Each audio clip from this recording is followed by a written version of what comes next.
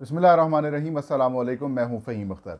एक और वीडियो के साथ नाज़रीन हाज़िर खिदमत हूं और आज हम बात करेंगे पाकिस्तान तहरीक इंसाफ के चेयरमैन इमरान खान ने chief election commissioner Sikandar Sultan Raja को बेनकाब कर दिया है। उनकी असलियत पूरे पाकिस्तान के सामने खोल कर रख दी है और ये ऐलान किया है कि वो मौजूदा चीफ इलेक्शन कमिश्नर की मौजूदगी में आइंदा आम इंतखाबात उनकी जो जमात है वो कंटेस्ट नहीं करेगी। तहरीक इंसाफ मुसलसल चीफ इलेक्शन कमिश्नर के ऊपर दबाव डाल रही है।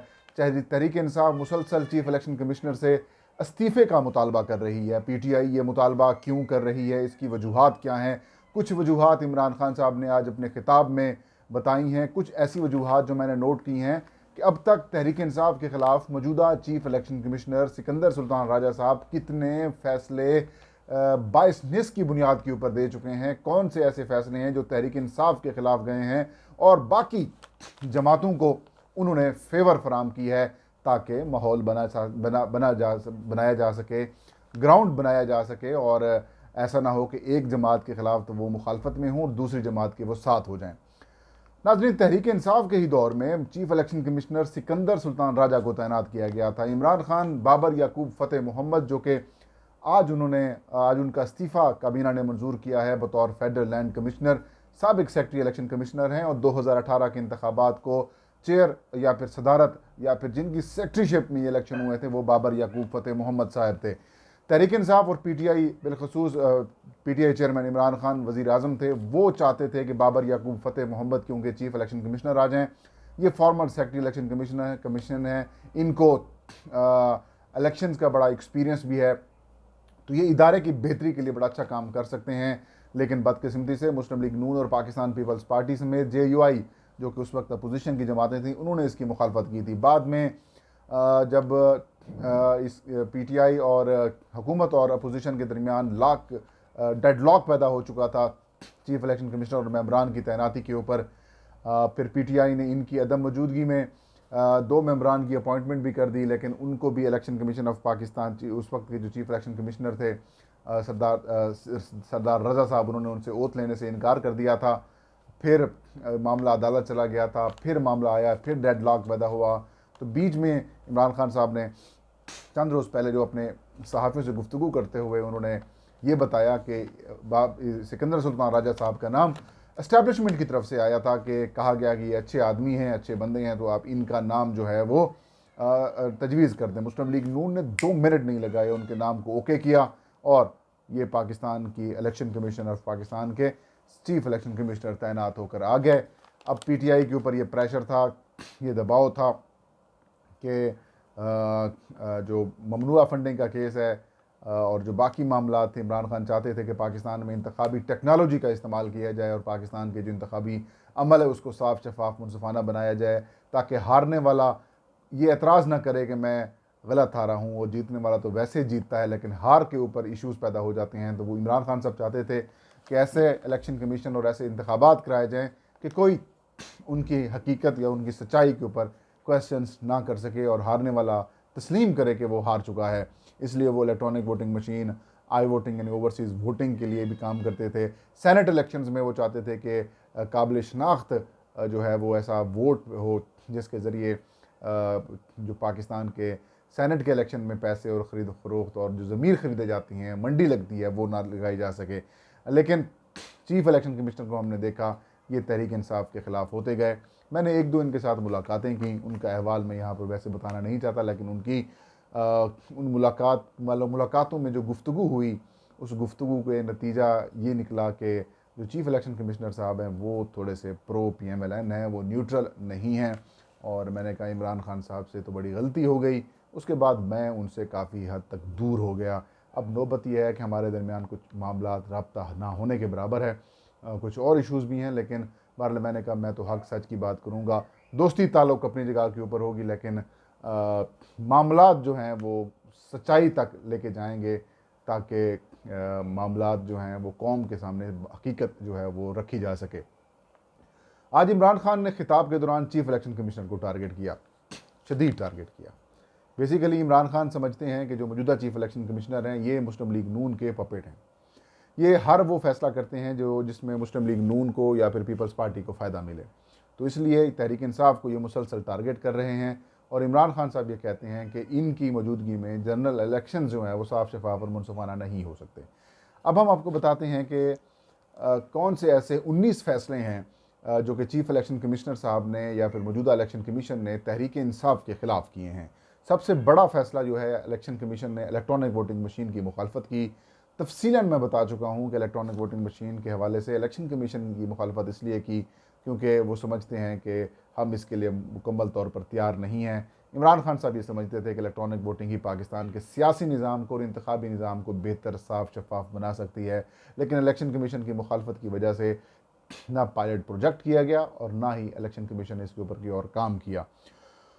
ओवरसीज़ पाकिस्तानियों के लिए आई वोटिंग का निज़ाम तहरीक इंसाफ की हुकूमत लाना चाहती थी। इन दोनों के ऊपर इलेक्शन एक्ट 2017 के अंदर मजीद तरमीम भी की गई थी, लेकिन इलेक्शन कमीशन ऑफ पाकिस्तान के खदशात सामने आए। बाज़ाब्ता प्रेस रिलीज जारी की गई, वफाकी हुकूमत को मरासले लिखे गए, अपोजिशन की जमातों के साथ मुलाकातें की गई चीफ इलेक्शन कमिश्नर ने, और फिर जब ये जमातें इक़्तिदार में आईं तो इन्होंने आके दोनों काम, सबसे पहले यही दो काम किए, इलेक्ट्रॉनिक वोटिंग मशीन और आई वोटिंग ख़त्म कर दी। तो यूँ PTI और इलेक्शन कमीशन के दरमियान और इमरान खान और इलेक्शन कमिश्नर के दरमियान जो दूरियां हैं या फिर जो इख्तलाफात हैं वो मज़ीद गहरे से गहरे तर होते गए। सेनेट इलेक्शन ओपन वोटिंग कराने से इलेक्शन कमीशन ने इनकार कर दिया, हालांकि सुप्रीम कोर्ट ऑफ पाकिस्तान की तरफ से रास्ता फराहम कर दिया गया था। सेक्रेटरी इलेक्शन कमीशन जो उस वक्त के थे उन्होंने एक तरीकाकार भी तैयार कर लिया था, एक बैलेट पेपर भी तैयार कर लिया था, लेकिन चीफ इलेक्शन कमिश्नर ने उसको रिजेक्ट किया और सेनेट इलेक्शन पुराने रवायती तरीकाकार के तहत कराने का फैसला किया। और तहरीक इंसाफ इस्लामाबाद से यूसुफ रज़ा गिलानी से हार गई। PTI की नशस्त जो अब्दुल हफीज़ शेख उम्मीदवार थे, उनकी जगह के ऊपर यूसुफ रज़ा गिलानी इस्लामाबाद की जनरल नशस्त थे, सेनेटर मुंतखब हो गए। फिर चौथा फैसला, सेनेट इलेक्शंस में यूसुफ रज़ा गिलानी के बेटे तहरीक इंसाफ के MNAs को ख़रीदते हुए दिखाई दिए, वो वीडियो सामने आई। PTI ने पिटीशन दायर की, लेकिन इलेक्शन कमीशन ने कार्रवाई से इनकार कर दिया।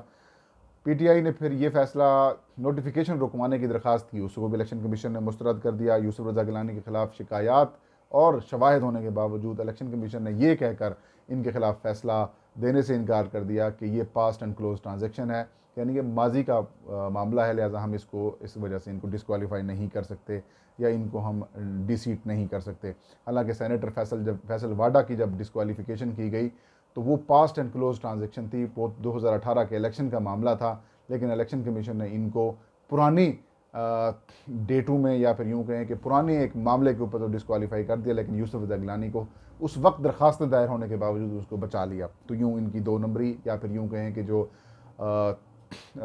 जानिबदारी पर मबनी फ़ैसला है वो सामने आया।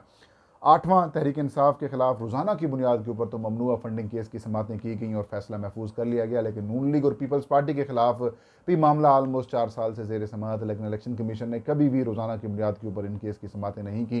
तो यहाँ पर भी उनकी जो जानिबदारी है वो शो हो रही है।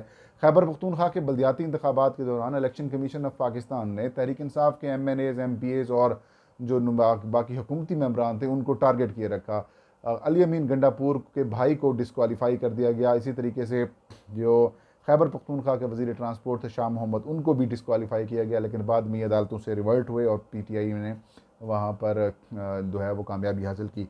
NA 75 डस्का के ज़िमनी इलेक्शन में रिटर्निंग ऑफिसर कहते थे कि सिर्फ 20 से 21 पोलिंग स्टेशन के ऊपर गड़बड़ हुई है, लेकिन चीफ इलेक्शन कमिश्नर ने कहा कि क्यों मुस्लिम लीग नून हार जाए इस नशिस्त से, तो उन्होंने तमाम हल्के के अंदर इलेक्शन कराने का जो है वो ऐलान कर दिया। लेकिन जो इब्तदाई तफसीलात इलेक्शन कमीशन की जाने से जारी की गई, मैं उस फैसले की हिमायत करता था, लेकिन जब मैंने रिटर्निंग ऑफिसर की रिपोर्ट और रिटर्निंग ऑफिसर से कुछ बात की और कुछ लोगों से सुना और कुछ इलेक्शन के अमले से मैंने बात की और फिर वही रिटर्निंग ऑफिसर जब इलेक्शन कमीशन के सामने पेश हुए तो फिर मैं ये कहता था कि इलेक्शन कमीशन का ये फैसला दुरुस्त नहीं है।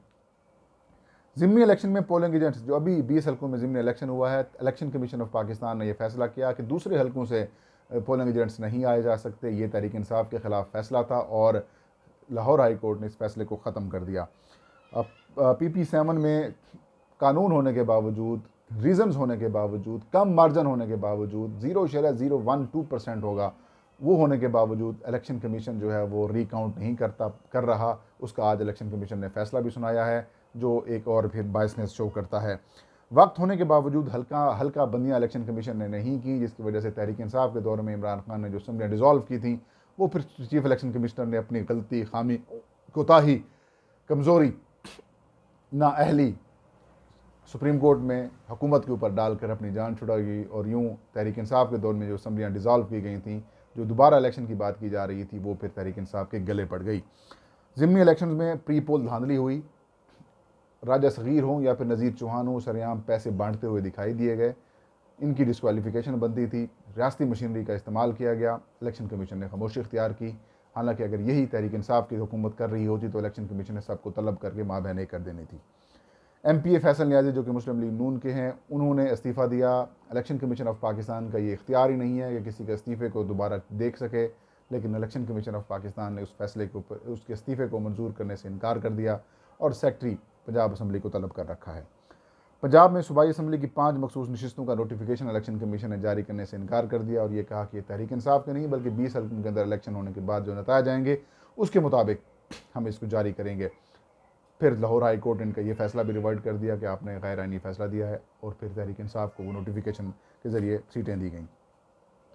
मुनर्रिफ अरकान कौमी असम्बली के खिलाफ जो रेफरेंस आया इलेक्शन कमीशन ने उसको मुस्तरद कर दिया। हालांकि तहरीक इंसाफ के ये मुनर्रिफ अरकान अभी भी ये कहते हैं कि वो नून लीग के टिकट के ऊपर इलेक्शन आइंदा लड़ेंगे और सरेआम वो मुस्लिम लीग नून और हुकूमत से फ़ायदे उठा रहे हैं, लेकिन इलेक्शन कमीशन को वो नज़र नहीं आया।